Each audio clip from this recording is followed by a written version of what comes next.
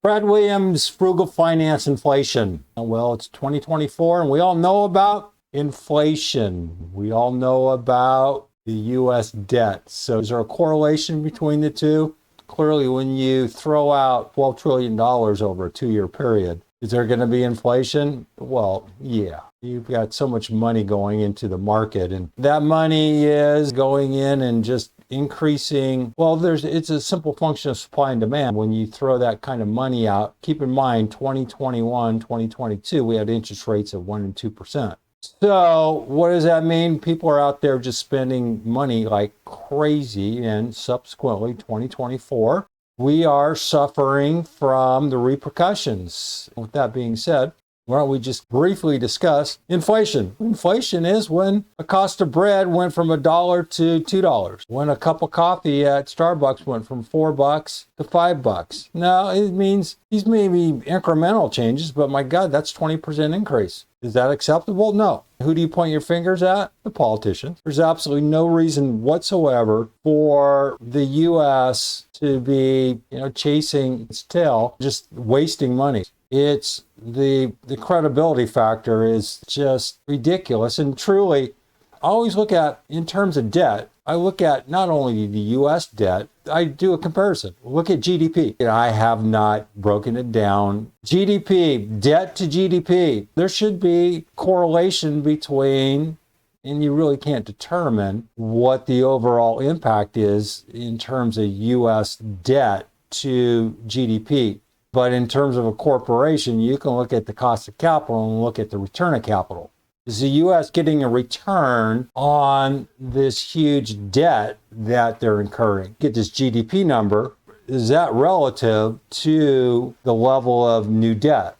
Good or bad? Is $31 trillion in debt, is that sensible based on U.S. GDP? Inflation happens when the stuff you buy becomes more expensive over time. So your money doesn't buy as much. Relative to, are your wages increasing relative to inflation? Generally, no. Generally, they're behind. And subsequently, inflation generally has to slow down in order for wages to catch up. So it occurs because there's more money floating around, but the amount of stuff available to buy stays the same. Essentially, if more money is printed without more stuff being made, prices go up. We won't dive deep into everything about inflation here. It's too complex. So any consideration of cash flows in today's economy must include a consideration of inflation. Although it is important to consider the impact of inflation on investments made within our country, it's especially important to do so in multinational investment. The inflation rates in Argentina, Brazil, Canada, France, Great Britain, Italy, Japan, Mexico, and the United States, for example, can be dramatically different. They generally are. Hence, a firm that is faced with making decisions concerning the investments of capital in various nations must give strong consideration to inflationary economics. We've been focusing on present value, future value, not taking into consideration inflation, but you're going to need to incorporate that. Inflation affects adversely the purchasing power of money. To illustrate what we mean by the term purchasing power of money, suppose a firm purchases £1 million of material each year, and the price of the material increases by 10% per year. Obviously, the quantity of material the firm can purchase with a fixed amount of money, that is, purchasing power of the firm's money, decreases over time. The only way the firm can afford to continue purchasing the material is decrease its usage or to increase its price.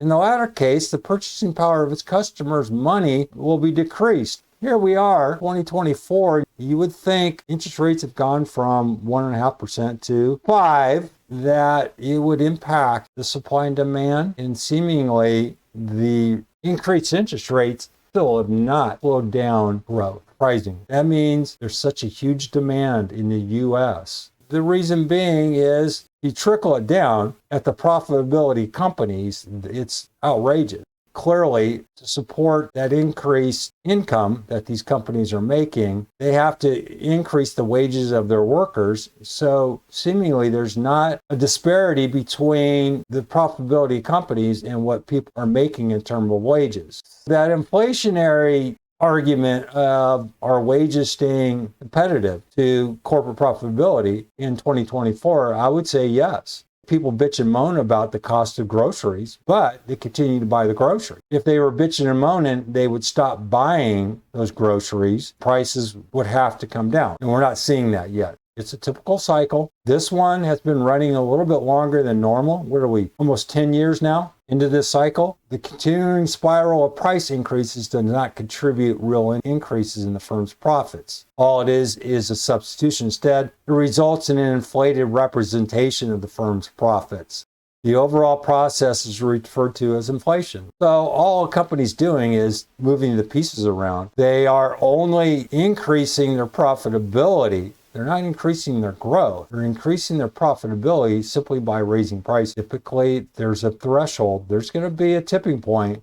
I don't know. If I knew that answer, well, I wouldn't be teaching this course. I'd be sitting on my yacht laughing at the market going, I was smarter than you. I'm not that smart. If I knew if I knew that tipping point, then I would probably be one of the billionaires out there. Let's say over the past 5 decades, we've experienced price level increases at both single digit, double digit, and in some cases, triple digit increases, price increases. Yeah, there's no surprise there.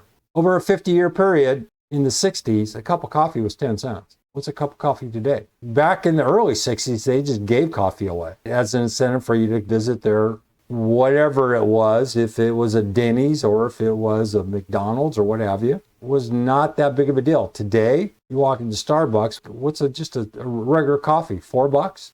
It has become widely accepted to refer to price level increases as inflation and to refer to the price level decreases as deflation.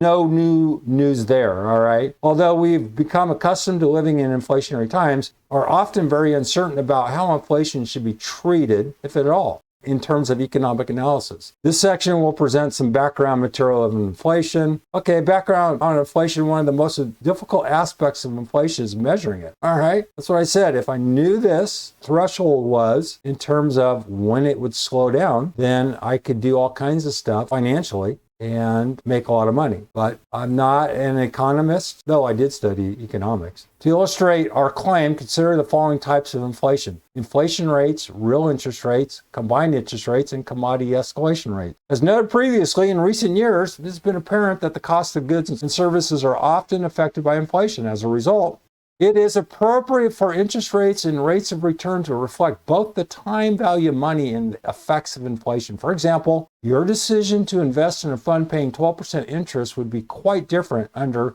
negligible inflation conditions and 10% inflation conditions. So in other words, if I was earning 12% in a 1% market, I would say yay, but earning 12% in a 10% inflation, well, what am I netting? 2%. All right, what am I talking about? We call the time value of money or desired return in the absence of inflation the real interest rate and denote it by D. The combined interest rate is denoted by I and the inflation rate is denoted by J. The three rates are related as follows.